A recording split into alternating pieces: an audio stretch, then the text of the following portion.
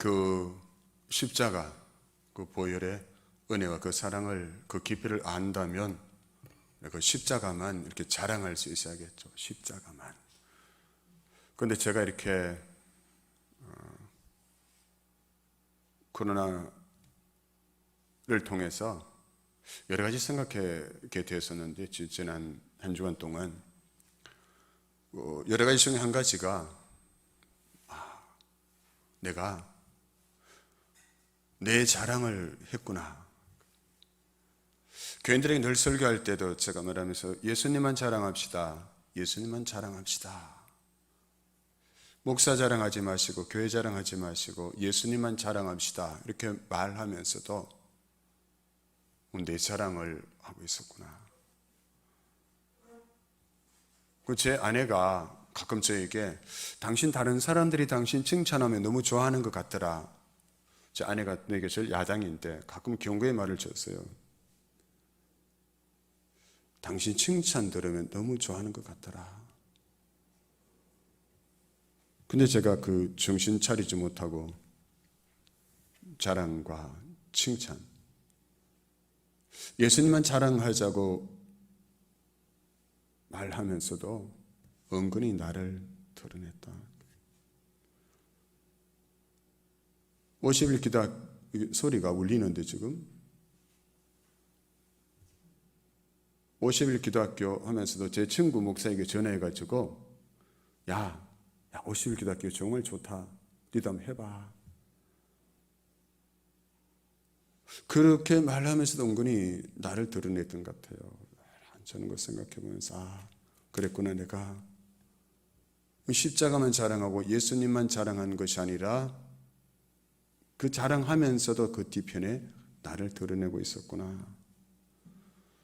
그래서 하나님께서 발견케 하셨고 회개케 하셨고, 그래서 오늘 이 주일 아침 우리가 오직 십자가만 자랑하라는 그 말씀을 함께 나누도록 하나님께서 인도해 주신 것이라 이렇게 생각됩니다.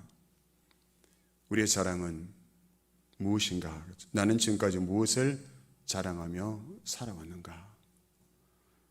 우리 동탄성기교회의 자랑은 과연 무엇인가를, 우리가 무엇을 자랑해야 할 것인가를 우리 이 시간에 다시 한번 생각하고 결단할 수 있기를 원합니다.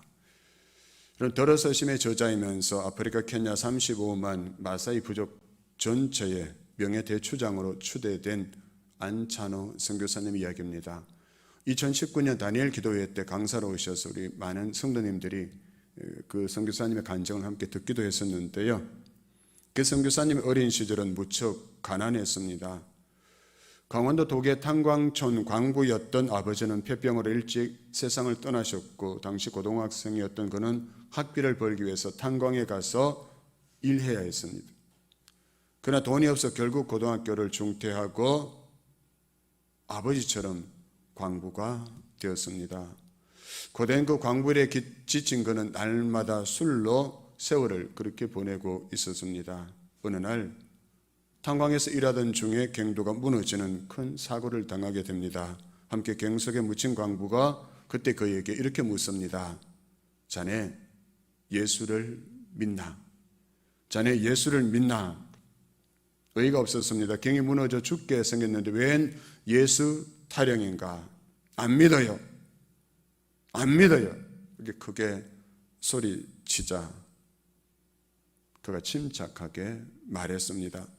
내 경험상 우리는 여기서 살아나지 못할지도 몰라. 천국과 지옥이 있다면 자네는 죽어서 어디로 갈 거라고 생각해. 지금도 늦지 않아서 십자가에 달리신 예수를 믿으면 천국에 갈 수 있다. 어떻게 하겠니?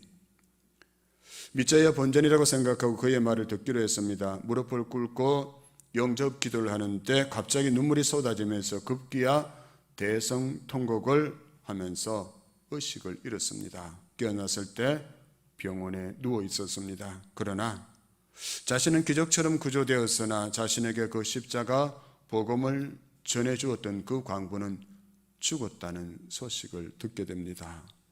나를 살리고 정작 자신은 죽었구나라는 생각에 가슴이 찢어질 듯 아팠습니다. 그 동료 광부가 죽어가면서 전했던 십자가, 이제 그가 전하고 있습니다. 선교사가 되어서 수없이 많은 죽을 고비를 넘기면서도 자신을 구원한 그 십자가를 그가 전하고 있습니다. 케냐에서 30년째 사역 중인 그는 여러분 케냐 사람들조차 두려워하는 그 마사이 전사들에게 복음을 전하면서 그 거주지에서 24개의 여러분 교회를 세웠고 44개의 유치원, 초등학교, 3개의 중고등학교, 1개의 신학대학을 세우게 됩니다. 이러한 성공적 사역에도 불구하고 그는 이렇게 고백합니다. 주님은 너무나도 무능하고 우둔한 저에게 구원을 주시고 사명을 주셨습니다. 저는 예수 그리스도의 십자가 외에는 아무것도 자랑할 것이 없습니다. 이 정도 선교사에게 성공을 거두었다면 자신을 드러낼만 하잖아요. 그렇죠? 내가 열심히 해서 내가 이런 선교의 열매를 거두었다고 자랑할 수 있을 텐데 자기는 아무것도 아니라고, 오직 십자가 외에는 자랑할 것이 없다, 이렇게 고백했습니다. 자랑이 중요하죠. 그렇죠? 무엇을 자랑할 것인가, 이것이 너무나 중요한데 우리가 무엇을 자랑하는가를 보면 우리의 신앙의 영적 성숙도를 또한 알 수가 있는 것입니다. 그래서 오늘 본문 말씀에서 이 자랑에 대해서 우리에게 교훈을 주고 있습니다. 오늘 본문을 두 부분으로 나누어서 본문의 뜻을 이해하고 본문이 주는 교훈을 찾고 찾은 그 교훈을 우리들의 실제 생활에서 어떻게 적용할 수 있을지를 함께 살펴보도록 하겠습니다. 먼저 12절부터 13절까지 보면 잘못된 자랑에 대해서 소개하고 있습니다. 자랑하는데 그릇된 자랑을 하고 있는 사람들에 대해서 소개하고 있는데요. 12절입니다. 물론 육체의 모양을 내려하는 자들이 억지로 너희에게 할례를 받게 하면 그들이 그리스도의 십자가로 말미암아 박해를 면하려 할 뿐이라 했습니다. 여기서 육체의 모양을 낸다는 것은 할례를 받아서 몸의 표식을 갖는다는 그러한 의미죠. 바울은 예루살렘에서 온 율법주의자들이 갈라디아 교인들을 할례받게 하는 이유와 목적이 있다, 이렇게 말합니다. 그것은 그들이 그리스도의 십자가로 인한 박해를 피하기 위함이다 말하고 있습니다. 그리스도의 십자가를 믿고 전하는 사람들은 그 당시에 왜 박해를 당해야 했을까요? 그것은 유대인들은 십자가에 못 박힌 예수 그리스도를 싫어했기 때문이었습니다. 왜냐하면 유대인들이 예수 그리스도를 십자가에 못 박았고 그리스도인들은 그 십자가, 유대인들이 못 박은 그 예수 그리스도를 사람들에게 전하였기 때문이죠. 그러니까 그리스도들은 죄 없으신 하나님의 아들을 유대인들이 십자가에 못 박았다고 전하였고 그 복음의 메시지는 바로 유대인들의 잘못과 범죄를 전하는 것이었기에 유대인들은 싫어하고 그런 복음을 전하는 자들을 박해했던 것입니다. 그런데 이런 복음의 메시지를 빼고 할례를 받고 율법을 지키라고 가르친다면 유대인들에게도 거리낌이 되지 않고 유대인들이 그러한 자들을 박해할 이유가 없어지게 되는 것이죠. 사랑하는 성도 여러분, 그런데 한번 생각해 보십시다. 세상에서 핍박을 당한다고 하나님께서 주신 이 복음을 희석하고 타협하는 것은 과연 합당한 일일까요? 오늘날 이 십자가 부활의 십자가 이 복음을 타협하는 사람들이 있다. 그런 책도 있어요. 복음을 부끄러워하는 교회. 십자가를 부끄러워하고 이 십자가의 복음을 부끄러워하는 교회들이 있다. 그 십자가를 감추고 다른 것을 드러내고 다른 것을 전하는 그런 교회들이 오늘날 이 땅에 있고 성도들도 있다는 것입니다. 그런데 예수님 우리에게 너희가 세상에서는 환난을 당하나 담대하라, 내가 세상을 이겨노라 하셨습니다. 예수님은 우리가 십자가 이 복음을 위해서 살아가는데 환난을 당하지 않을 것이다, 이렇게 약속하지 않으셨어요. 어떻게 말씀하셨습니까? 십자가와 이 부활의 복음을 전하고 이 십자가를 위해서 살아가면 환난을 당한다. 그러나 담대라, 내가 세상을 이겼다. 내가 이긴 것처럼 너희들도 이기도록 내가 도울 것이다 약속하셨어요. 우리 힘으로 이 고난을 다 감당해야 하지 않으셨습니다. 내가 이긴 것처럼 너희들도 십자가를 부끄러워하지 않고 두려워하지 않고 담대히 맞서면 내가 이긴 것처럼 너희들도 이기도록 하겠다. 이김과 승리를 주겠다 약속하신 것입니다. 이 약속을 우리가 믿고 붙잡을 때 그리고 예수 믿는 것 때문에 당하는 어떤 손해, 고난, 핍박도 감수하면서 살아갈 수 있게 되는 것이죠. 약속.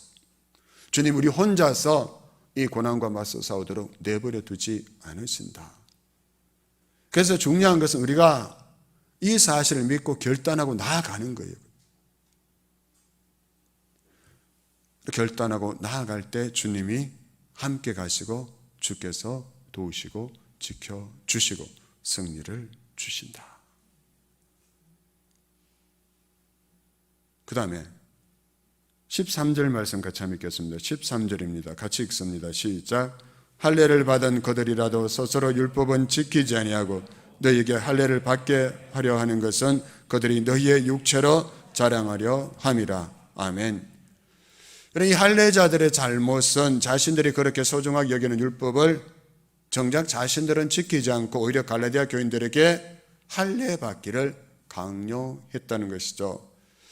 할례 받고 율법을 지키는 것을 통해서 구원을 얻는 것이 아니기에 권장할 사항은 아니지만 유대 그리스도인들이 그렇게 할례를 이방 그리스도인들에게 강요를 한다면 그들은 어떻게 해야 될까요? 그 그리스도인들에게 모범을 보여야 하잖아요. 그들이 먼저 그 율법을 잘 지켜야 하지 않습니까? 그런데 정작 그들은 지키지 않으면서 이 율법을 지킬 것을 강요했다는 사실이죠.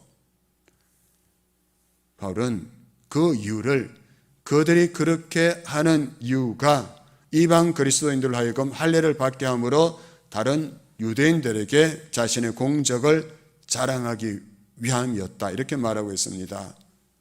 자신들이 할례 받게 한 그리스도인들이 있다는 것을 자신들을 통해서 할례 받은 그리스도인들이 많이 있다는 것을 자랑하려고 그들로 하여금 할례를 받도록 그렇게 강요했다는 것이죠. 그들만 그럴까요? 그 시대만 그렇게 했을까요? 오늘날도 그런 사람들이 있다는 것이죠. 목사인 제가 그래서 조심해야 된다. 성도들을 이용해서 그렇죠. 목사의 이름을 내고 목사의 욕심을 채우기 쉬운 것이 나다. 그래서 저는 늘 결심해야죠. 그렇죠. 그리고 또 설교한 대로 살지 않는 것을 가볍게 여기지 말라는 말이 있는데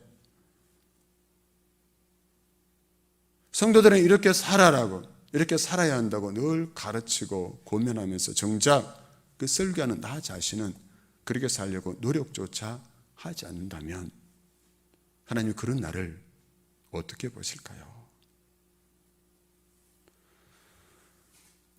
그래서 여러분이 저를 위해서 기도해 주셔야 됩니다. 그 갈라디아 교회 그 당시에 율법주의자들처럼 그 갈라디아 교인들에게 할례를 받고 율법을 지켜야 한다고 강요하면서 정작 자신들은 지키지 않고 그들을 통해서 할례 받은 사람들이 많다는 것을 그들의 자랑거리로 삼았던 그 율법주의자, 예루살렘에서 온 그 율법주의자들 같은 그 목사가 또 목사들이 되지 않도록 기도해 주셔야 되고 또 우리도 우리 자녀들에게 이렇게 말씀에 순종하면서 살아야 한다. 말씀대로 살아야 한다. 강요하고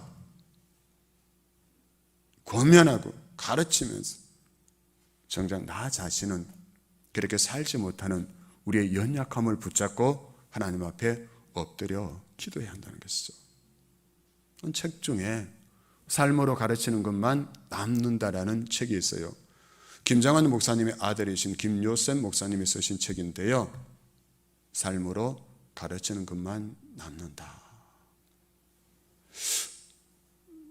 3월 25일에 저기 부산 수영로 교회를 개척하셨던 정필도 목사님이 하나님 부르심을 받아서 천국으로 가셔서 3월 25일 날 천국 환송 예배 드리는 것을 제가 우연히 보게 됐어요. 우연히 제가 컴퓨터를 통해서 보게 됐는데요.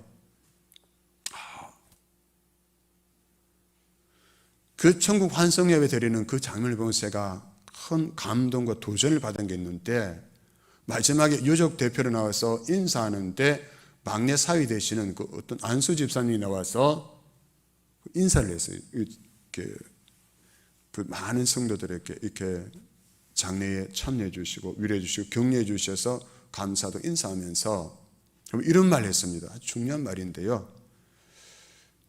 그분이 그 총각 때 그 정필도 목사님의 따님을 소개받았을 때 목사님 딸이니까 싫어했다 했어요. 너무 부담이 되는 거예요. 그래서 한번 그냥 목사님 딸인데 거절하지는 못하겠고 체면상 한번 만나고 그냥 그 다음에 만나지 말아야겠다 이렇게 생각했어요. 왜? 그 이유 중에 하나가 목사가 설교한 대로 살지 않는 것 때문에 자신이 힘들어질까 봐. 그 모습을 지켜보는 것이 너무 힘들 것 같아서 부담이 됐다는 거예요. 자기 신앙을 잃어버릴 것 같으니까. 그런데 그 안수 집사님 그 사위분이 근데 정필도 목사님의 삶을 보니까 그 목사님이 설교한 대로 다 살지는 못하지만 살아가려고 애쓰고 수고하고 하더라는 거예요. 내가 설교한 대로 살아가려고 다 애쓰고 수고하고 노력하는 그 모습이 보이더라. 그래서 그 목사님의 사이로 살아온 것이 너무나 감사하고 행복했노라고 이렇게 고백하는 것을 제가 우연히 듣게 됐어요. 얼마나 감동이 되고 도전이 되는지. 내가 가르치고 내가 설교한 대로 살아가려고 그대로 다 살지는 못하더라도 살아가려고 수고하고 애쓰고 노력하는 그 목사 부모의 모습이 우리에게 있다면 하나님이 얼마나 기뻐하실까요? 삶으로 가르치는 것만 남는다 했잖아요. 입으로 가르치는 게 남는 게 아니고 삶으로 가르치는 게 남는다. 사도행전 1장에도 보면 예수님에 대해서 이렇게 기록하고 있습니다. 행하고 가르치시며 아멘. 행하고 가르치시며 아멘. 저는 그 말씀이 너무나 도전이 되더라고요. 예수님은 행하시고 가르치셨다. 근데 우리는 그럴 수 있잖아요. 그렇죠? 가르치고 행하지 않고. 근데 예수님은 행하고 가르치셨다. 아멘. 목사님 저도 그렇고 우리 그리스도인으로 살아가는 주의 자녀들인 여러분들도 주님처럼 행하고 가르치는 그러한 삶이 그러한 신앙이 될 수 있기를 소망합니다.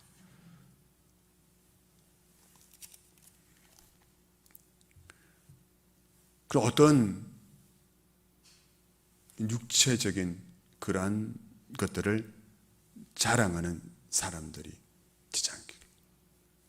우리가 돈과 명예, 권세 이런 것, 이런 육체적인 것 우리가 자랑하지 않는다고 생각하지만 그런데 우리는 다른 것을 자랑할 수 있어요. 뭐냐면 이 교회 안에서 은사와 직분을 자랑할 수가 있는 거예요. 우리 교회는 그런 분이 잘 없는 것 같아요. 우리 특별히 대우해 주지 않잖아요. 막 높이고 그러지 않으니까. 오늘 보니까 이렇게 안수 집사님, 권사님들이 더 막 엎드리고 더 막 헌신하고 청소하고 막 그러시던데. 그래도 은사 있죠. 특별한 은사 있잖아요. 방언이나 그런 특별한 은사 있잖아요. 그렇죠? 가르치고 하는 지휘하고 그런 은사들이 있다. 그것을 막 자랑하는 사람들이 있다. 그 직분을 자랑하는 사람, 내가 장로인데, 내가 권사인데, 내가 안수 집사인데, 이걸 자랑하는 사람들이 있다는 것이죠. 그것으로 자랑거리를 삼아서 높아지려는 그것은 바로 육체를 자랑하는 삶이 된다. 그러므로 우리는 우리의 은사와 직분을 자랑거리로 삼지 말고 다만 사랑과 헌신으로 하나님 앞에 섬으로 십자가의 은혜를 자랑하고 그 십자가의 사랑을 나타내고 증가할 수 있는 여러분과 제가 될 수 있기를 간절히 소망합니다. 그래서 정말 그걸 자랑하는 것이 아니라 정말 목사답다, 장로답다, 안수집사답다, 권사답다, 집사답다, 성도답다 그 다운 그러한 우리들이 될 수 있기를 간절히 소망합니다. 둘째 사도 바울은 12절 13절에서 율법주의자들의 실상을 고발했죠. 그리고 그들이 가지는 헛된 자랑에 대해서 지적한 것으로 끝나지 않았어요. 바울이 대안을 제시합니다. 그 대안이 무엇입니까? 14절입니다. 우리 14절 같이 한번 읽겠습니다. 14절 말씀입니다. 시작.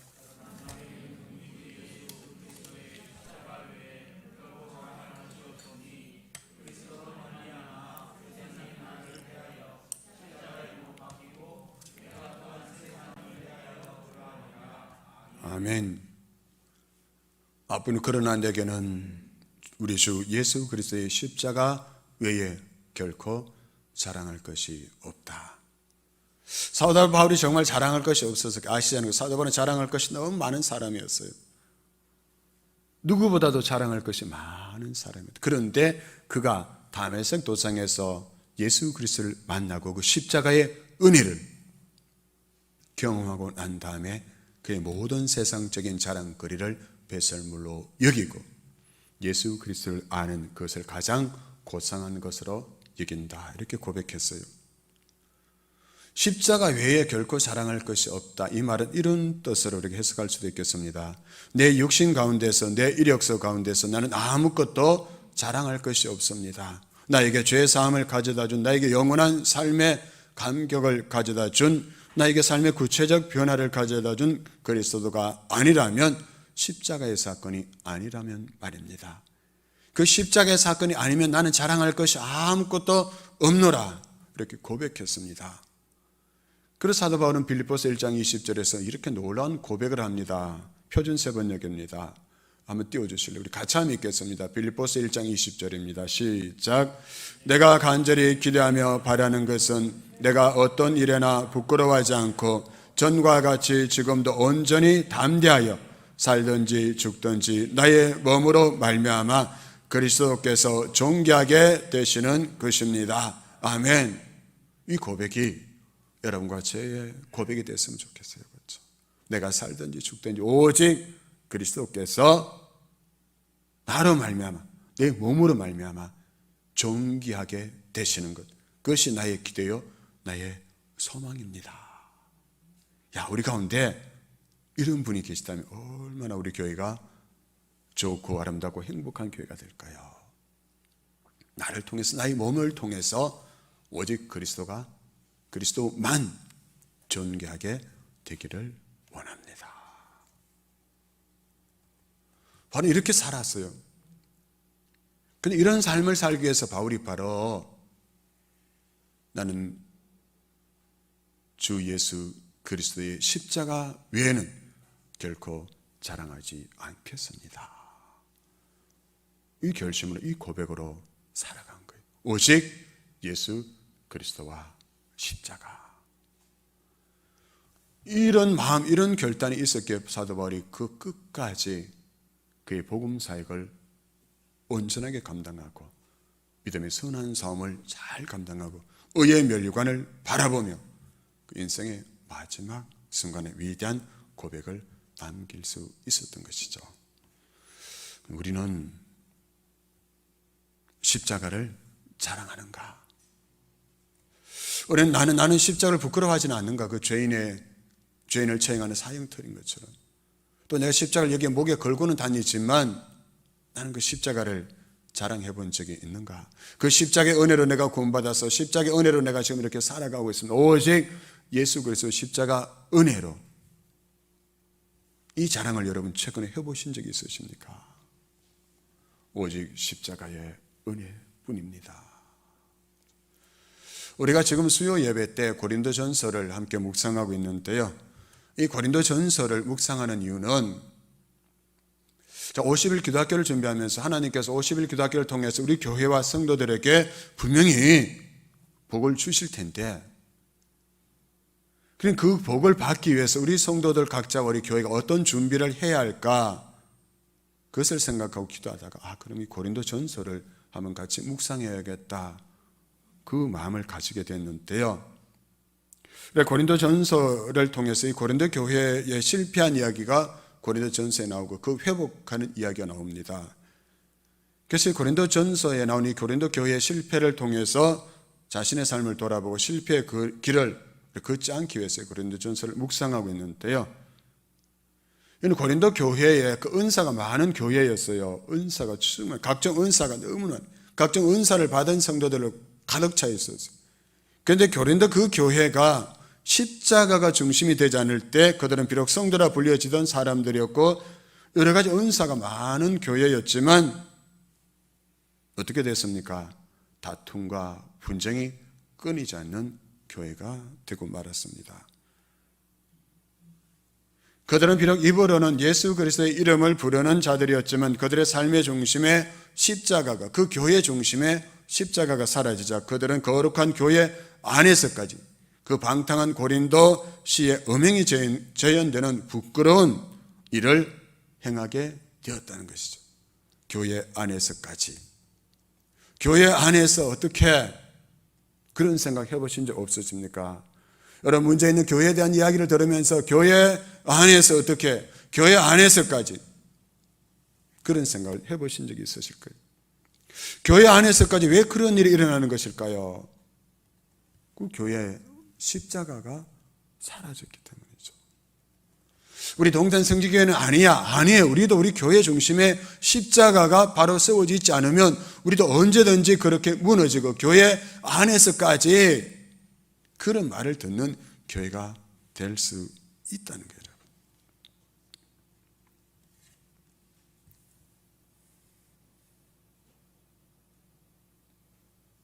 우리도 그런 교회가 될 수 있다. 교회 안에서까지.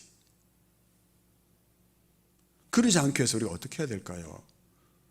그럴 말을 듣는 성도 교회가 되지 않기 위해서 어떻게 해야 합니까? 그것은 바로 우리가 십자가를 내 심령의 중심에, 우리 교회의 중심에 세우고 예수 그리스도의 십자가만 자랑해야 한다. 근데 이 일에 고린도 교회가 실패하자 그 교회는 밀려드는 쇠석의 죄악의 모래성처럼 무너져가는 그 신앙의 침몰을 막아낼 수가 없었다는 것입니다. 왜요? 그들의 삶과 신앙의 중심에 십자가를 세우는 일에 실패했기 때문이죠. 십자가를 붙들고 십자가를 자랑하는 일에 실패하자 성도의 이름은 더럽혀졌고요, 하나님의 은혜를 저버리게 되었고 교회는 세상을 향해서 외칠 구원의 목소리를 잃어버리게 되었어요. 주 예수를 믿어라, 그리하면 너와 내 집이 구원을 받으리라 담대하게 외칠 수 있어야 되는데, 이 십자가의 은혜가, 십자가의 용서가 교회 안에 사라지자 자기들끼리 다투고 분열하는데 어떻게 저 죽어가는 세상을 향해서 주 예수를 믿으십시오, 그러면 당신과 당신의 집이 구원을 받을 것입니다, 그렇게 외칠 수가 있을까요? 십자가가 없는데.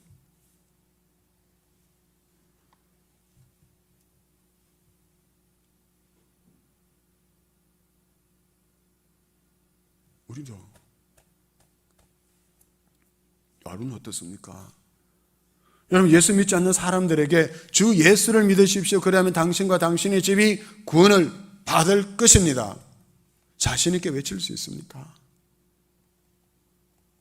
우리가 그렇게 자신 있게 외치기 위해서는 십자가의 은혜를 내가 체험해야 되고, 십자가의 은혜가 내 심령 가운데 흐르고, 십자가의 은혜, 십자가의 용서가 우리 교회 안에 계속 흘러갈 때, 그때 우리가 저 세상을 향해서 교회를 개혁하려고, 교회 정신 차리라고 외치는 저 세상을 향해서 주 예수를 믿어라, 그래야만 너와 내 집이 구원을 받으리라고 외칠 수 있게 된다는 것입니다.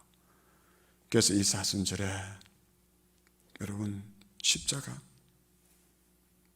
우리를 구원했고, 그 십자가에서 그리스도는 죄인인 우리를 구원하시기 위해서 대속의 피를 다 흘리셨고, 창끝에 찔림으로 주님의 심장은 터졌고, 주님의 찢어진 심장으로부터 흘러나온 물과 피로 말미암아 우리는 하나님의 품에 안길 수 있게 되었지 않습니까?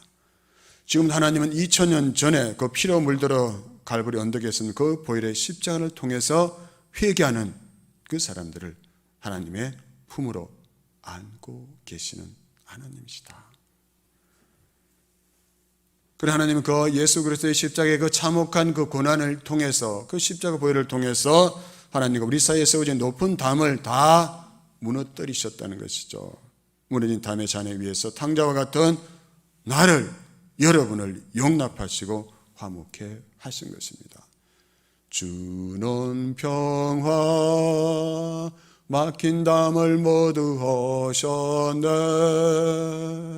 주는 평화 우리의 평화 염려 다 맡기라. 주가 돌보시니 주는 평화 우리의 평화. 주님은, 하나님은 그 십자가로 하나님과 우리 사이에, 사람과 사람 사이에, 이방인과 유대인 사이에 막혀있는 모든 담을 다 무너뜨리셨는데, 근데 우리 안에서 십자가가 사라지면 우리는 교회 안에서조차 계속 서로 사이에, 하나님 우리 사이에, 사람과 사람 사이에, 성도와 성도 사이에 계속 담을 쌓아가게 된다는 거예요. 우리 사이에도 담이 보입니다. 여러분 보이지 않으세요? 저는 우리 사이에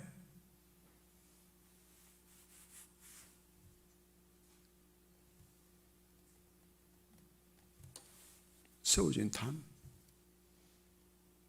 우리 사이에서 그리스도의 사랑이 그 십자가의 은혜가 흐르지 못하도록 막아서고 있는 성도와 성도 사이에 있는 그 담을 볼 때 저도 마음 아프지만 이 교회 주인이신 주님은 얼마나 마음이 아프실까요? 왜 담을 쌓을까요? 주님은 그 육체로 그 담을 다 무너뜨리신, 왜 우리는 담을 무너뜨리는 자가 아니라 담을 쌓는 자로 살아가게 되는 것일까요?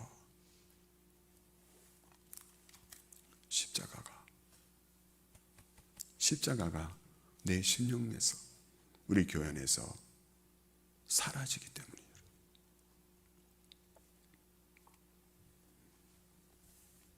그래서 사순절 기간에 우리 나 자신에 대해서 한번 생각해 봤으면 좋겠어요. 나는 주님이 무너뜨리신 것처럼 그 담을 무너뜨리는 자로 살고 있는가? 아니면 그 무너뜨렸던 그 담을 다시 세우고 쌓는 자로 살고 있는가? 생각해 보시고, 혹시 내가 담을 세우는 자, 담을 하나하나 견고하게 세워가는 자로 살고 있다면 십자가로 다시 돌아가야 하는 거예요. 십자가로 다시 돌아가서 십자가 앞에 엎드려야 하는 것입니다. 그 십자가 앞으로 돌아가서 우리도 바울처럼 주 예수 그리스도의 십자가 외에는 결코 자랑하지 않겠습니다. 십자가 외에 다른 것을 교회 안에서 자랑하기 시작하면 우리 사이에 계속 담이 쌓이게 되는 것입니다. 자기 자랑하는 거 들으면 그 자리 떠날 때 마음이 어떻습니까? 기분이 좋지 않잖아요. 그렇죠? 맨날 자기 자랑만 한다고. 자랑 끝에 불이 붙는다는 속담도 있습니다. 자랑 끝에 불이 붙는다.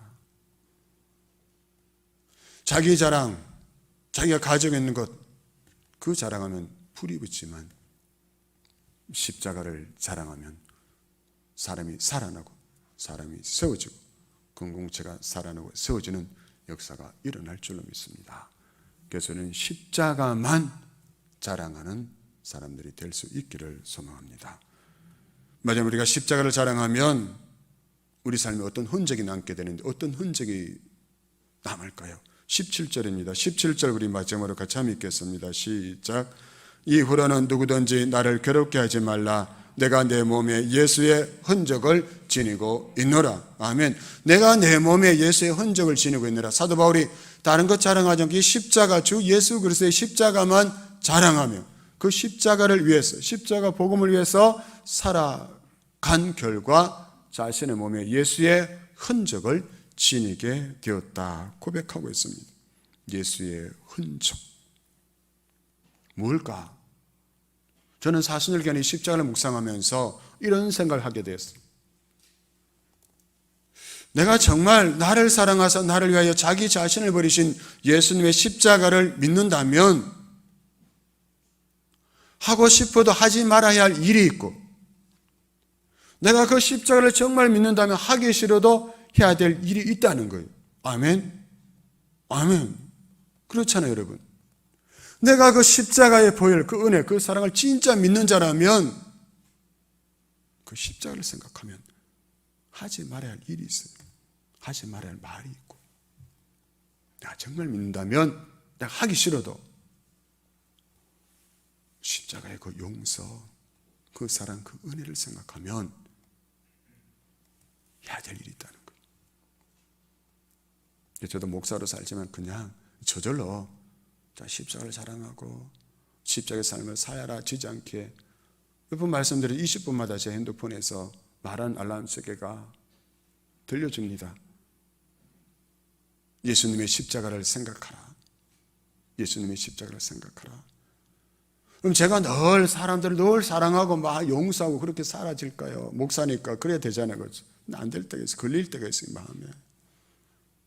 그때 되면 예수님의 십자가를 생각하라고 알람시가 딱 말해주는 거예요. 그러면 정신을 차리죠. 아, 그래. 예수님의 십자가를 생각, 나를 용서해 주신, 지옥에 갈 수밖에 없는 이 큰 죄를 용서해 주신 그 십자가를 생각하면서 나도 용서해야지. 나도 내려놓아야지. 나도 포기해야지. 나도 사랑해야지. 내가 하기 싫은 일이 있어도 그 십자가를 생각하라. 그 말하는 알람 시계가 저에게 들려줄 때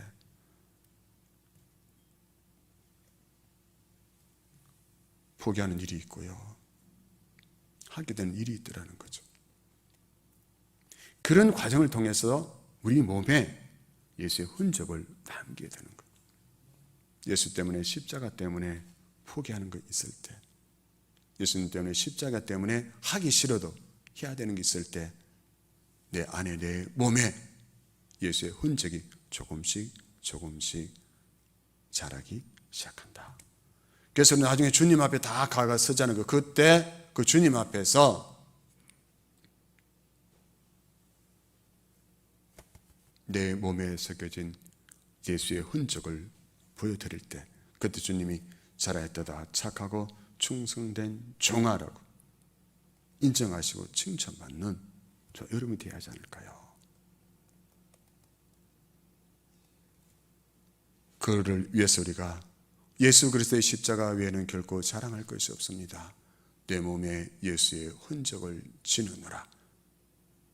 이 두 말씀이 저와 여러분의 고백이 되고 간증이 될 수 있기를 주님의 이름으로 축원합니다. 아멘.